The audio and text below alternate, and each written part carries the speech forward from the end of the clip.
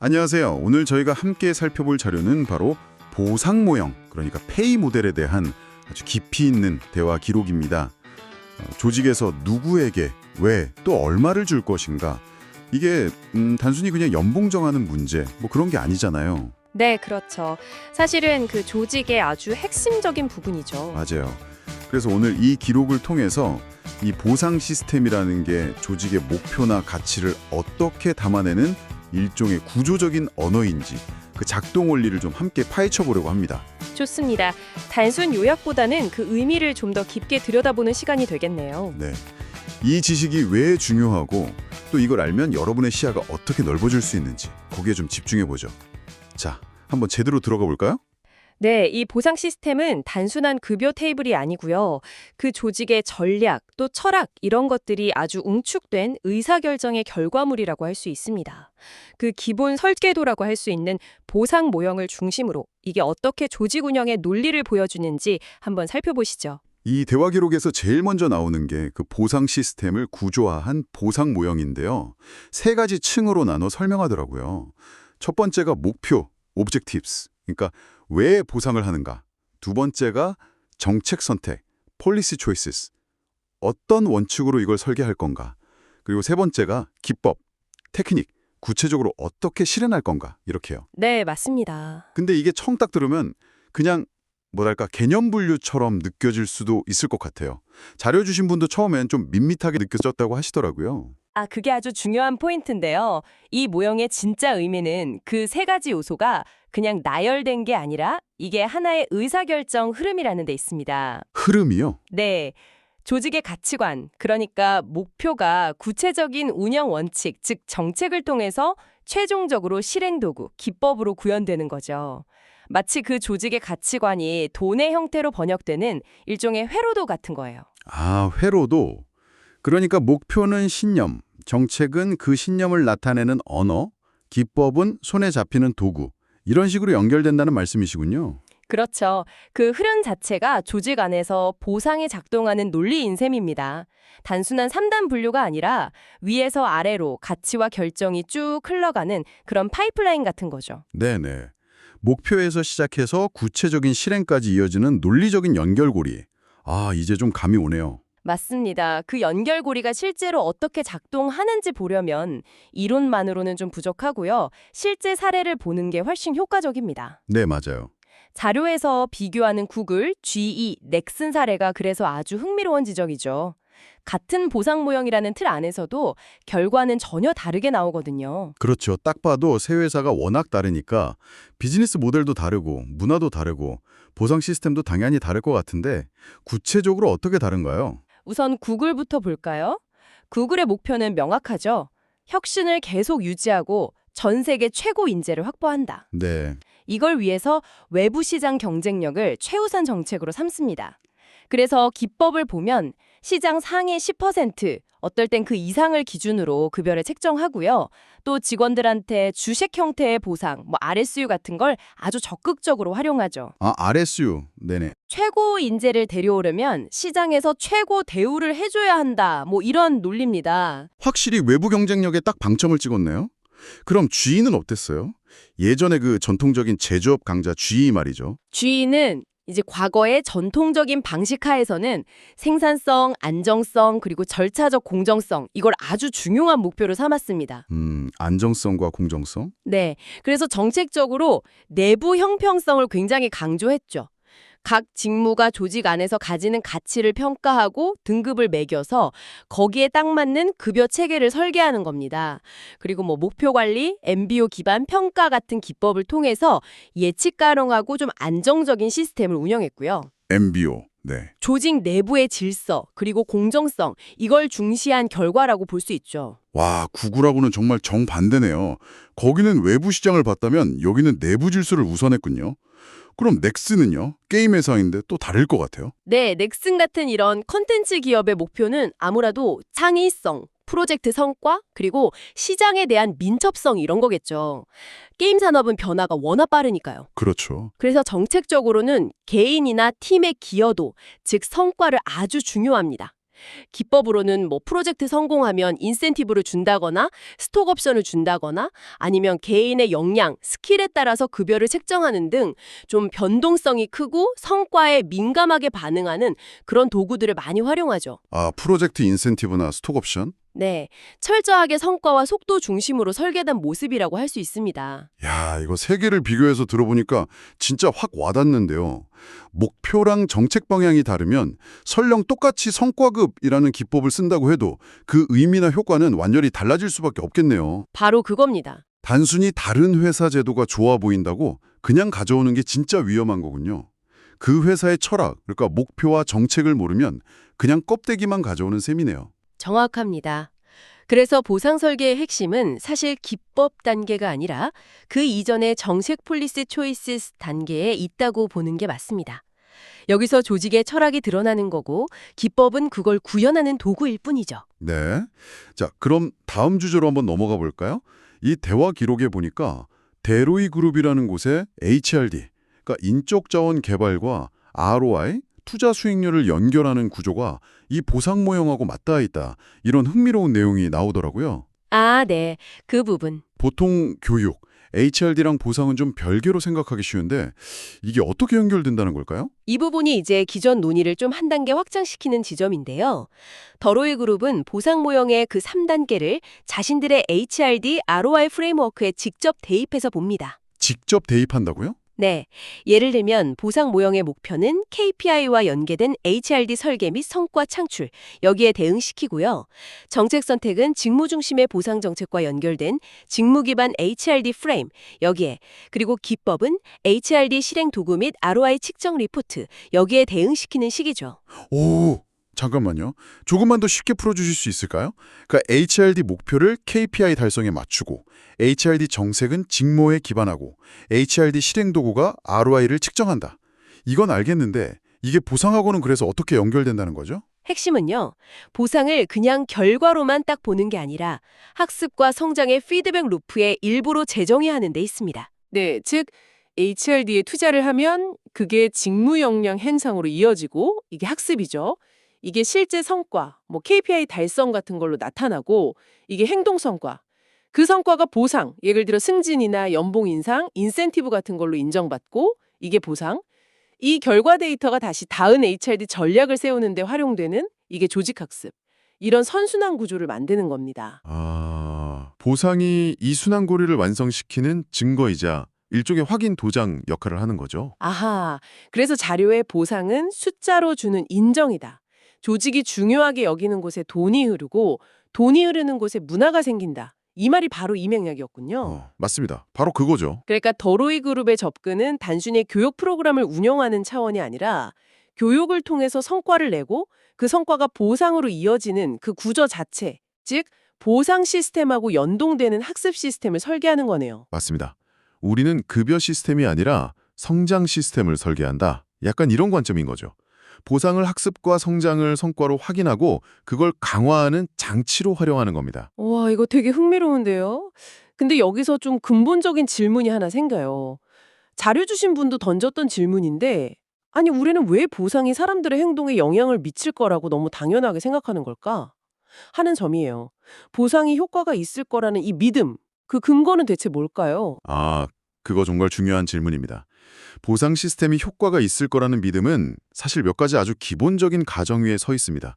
핵심은 보상이 인간의 행동을 예측 가능하게 만들고 또 원하는 방향으로 유도할 수 있다. 바로 이 전제죠. 유도할 수 있다. 네.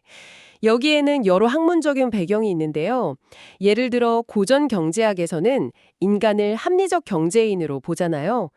그래서 금전적인 유인에 합리적으로 반응한다고 가정을 하고요. 네.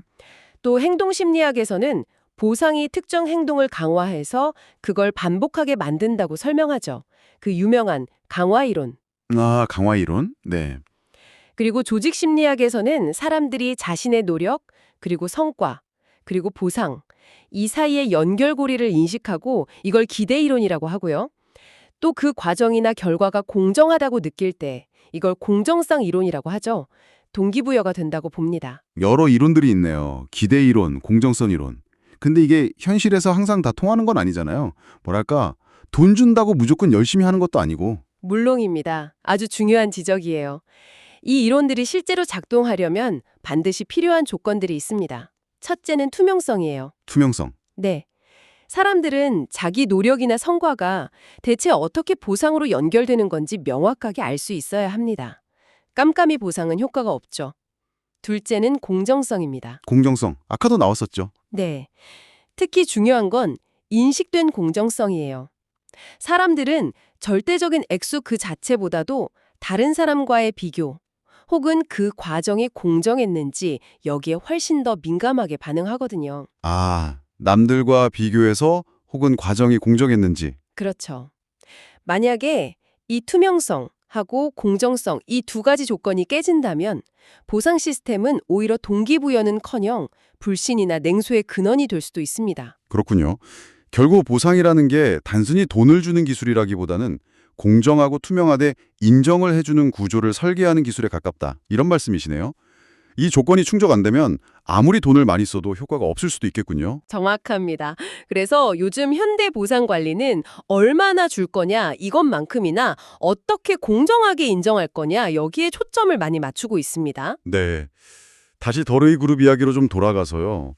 인간의 동기를 경제적 반응이 아니라 학습의 귀결로 본다. 또 보상의 교육과 성장을 증명하는 언어다. 이런 해석이 나왔는데 이게 참 인상적이거든요. 이게 정확히 어떤 의미일까요? 좀 더 자세히 설명해 주실 수 있나요? 네. 보상제도 그 자체만 최적화하는 걸 넘어서서요. 학습, 행동, 성과, 보상, 조직학습으로 이어지는 이 전체 시스템의 연결성 자체를 설계하기 때문입니다. 시스템 전체의 연결성? 네. 전통적인 관점은 주로 돈이 행동을 유발한다. 여기에 초점을 맞추잖아요. 그런데 더로이는 학습이 행동 변화를 만들고 보상은 그 성공적인 변화와 성과를 공식적으로 증명하고 조직 전체에 확산시키는 언어다. 이렇게 봅니다. 아, 그러니까 보상이 행동의 원인이 아니라 성공적인 패턴의 증거다. 이런 관점이네요. 네, 그렇습니다. 그리고 여기서 말하는 보상은 단순히 급여나 인센티브 같은 현금 보상, 캐시 컴펜세이션만을 의미하는 게 아니고요. 아, 돈만 말하는 게 아니다. 네, 승진, 역할 확대, 좀 더 중요하고 도전적인 프로젝트에 참여할 기회, 리더십을 발휘할 기회 등등 이런 총체적 보상, 토털 리월지의 관점에서 접근합니다. 돈뿐만 아니라 기회, 성장, 인정 같은 이런 비금전적인 요소들까지 모두 이 증명의 언어에 포함시키는 거죠.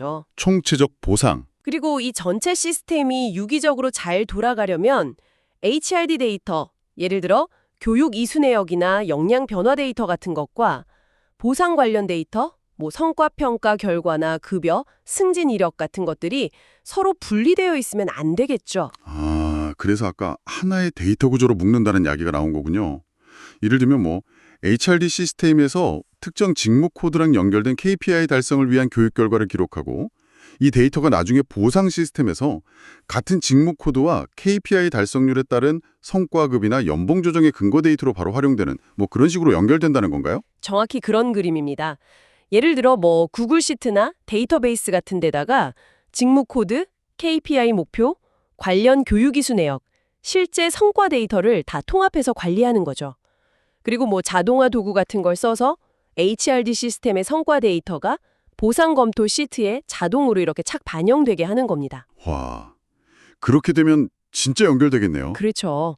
이렇게 되면 교육의 효과가 단순 만족도 조사 이런 걸 넘어서 실제 보상 결정에 직접 영향을 미치는 증거가 되는 거죠. 예를 들어 연봉 협상 테이블에서 이 직무 그룹은 관련 교육 투자 후에 KPI 달성률이 평균 X% 상승했습니다. 그러므로 이에 상응하는 보상 조정이 필요하다고 봅니다. 이런 식의 데이터 기반 논의가 가능해지는 겁니다. 이야, 이게 바로 조직의 의사결정 좌표계 자체를 바꾸는 구조적 설계의 구체적인 모습이라고 할 수 있겠습니다. 네. 이론적인 구조하고 그 데이터 연결 방식까지는 이제 이해가 좀 됩니다. 근데요, 여전히 그 자료 주신 분처럼 근데 이걸 실제 설계하고 운영하는 사람의 감각, 그 실무 감각, 이걸 얻으려면 뭔가 좀 더 필요할 것 같아요. 이론의 실제 판단으로 바꾸는 그 감이라고 할까요? 그건 어떻게 키울 수 있을까요? 정말 좋은 질문입니다. 실무 감각이라는 건 결국 이론을 외우는 게 아니라 복잡한 상황 속에서 균형 잡힌 판단 구조를 세우는 능력에서 나오거든요. 책에 있는 내용을 아는 거랑 실제 상황에 그걸 적용하는 건 또 다른 문제니까요. 맞아요. 자료에 기반해서 그 실무 감각, 즉 판단력을 키우는 몇 가지 팁을 좀 드려보자면요. 첫째는 기준점 사이에서 줄타기를 잘해야 합니다. 실제 보상 설계는 항상 3가지 기준 사이에서 줄다리기를 하는 거거든요. 내부 형평성, 조직 내 다른 직무와의 비교, 외부 경쟁력, 시장 임금 수준, 그리고 개인이나 팀의 기여도, 성과 반영. 내부 형평성, 외부 경쟁력, 기여도. 이 3가지. 네, 이 셋에서 균형점을 잘 찾아야 해요. 어느 하나만 너무 강조하면 다른 쪽에서 꼭 문제가 생기거든요. 우리 조직 상황에 맞는 최적의 조합을 찾아내는 그 감각을 계속 키워야 합니다. 균형 감각. 둘째는 정답을 찾는 게 아니라 가설을 세우고 접근해야 합니다. 보상 설계를 무슨 완벽한 정답 찾기처럼 생각하면 실패하기 쉬워요. 우리가 이런 구조로 도입하면 우리가 원하는 이런 행동 변화가 나타날 것이다. 이런 가설을 세우고 실험하는 관점으로 접근하는 게 좋습니다. 실험이요? 네. 그리고 그 결과를 데이터로 측정하고 가설이 맞았네? 틀렸네. 검증하면서 계속 수정해 나가는 거죠. 일종의 실험 설계처럼요. 네네. 가설 검증. 셋째는 조직의 감도를 읽어야 합니다. 숫자를 맞추는 것 이상으로 중요한 게 조직의 민감도, 즉 감도를 읽는 능력이에요. 감도요? 그게 뭐죠? 이건 뭐랄까, 조직 구성원들이 변화를 받아들일 준비가 됐는지, 리더십에 대한 신뢰는 어느 정도인지, 현재 조직 문화가 새로운 보상 체계를 지지하는지 이런 걸 파악하는 약간 조직의 맥박을 느끼는 감각 같은 겁니다. 예를 들어서 조직 내에 불신이 막 핀배해 있는데 거기다 아무리 정교한 인센티브 제도를 도입해봐야 효과를 보기 어렵거든요. 아, 그렇죠. 숫자 너머에 이 감도를 읽어야 현실적인 설계를 할 수 있습니다. 조직의 맥박을 읽는 감각. 중요하네요. 마지막으로 보이지 않는 보상의 가치를 이해해야 합니다. 월급 명세서에 찍히는 숫자 외에 성장의 기회, 의미 있는 역할 부여, 동료와의 좋은 관계, 시간적인 유연성, 인정과 칭찬, 이런 눈에 보이지 않는 요소들이 실제로는 아주 강력한 보상으로 작용하거든요. 아, 돈 말고 다른 것들? 네. 진짜 실력 있는 설계자는 이런 비금전적인 보상까지 다 고려해서 전체 보상 패키지를 디자인합니다. 오늘 저희가 보상무형이라는 기본 틀에서 시작해서 구글, 지위, 넥슨 같은 기업들이 이걸 어떻게 각자의 철학을 담아서 다르게 활용하는지 쭉 살펴봤고요. 또 HRD와의 아주 흥미로운 연결 지점, 그리고 보상 시스템이 작동하는 근본적인 이유, 또 더 나아가서 더로이 그룹의 진을 보한 접근법까지 정말 깊이 파고들었네요. 마지막으로 이론을 넘어서 실무적인 감각을 키우는 팁까지 얻었습니다. 자, 이 모든 이야기를 종합해보면 결국 무엇을 말하는 걸까요? 제 생각에는 보상은 단순히 돈을 나누는 행위를 넘어서 조직이 무엇을 가치 있게 여기고 또 어떤 행동을 기대하는지를 보여주는 아주 강력한 메시지이자 결국에는 조직 문화를 만들어가는 핵심 도구다. 이런 점이 아닐까 싶습니다. 정확합니다. 보상 시스템은 그 조직의 가치관과 전략이 구체적인 형태로 드러나는 거울과 같다고 할 수 있죠. 오늘 논의를 마무리하면서 여러분께 이런 질문을 한번 던져보고 싶습니다.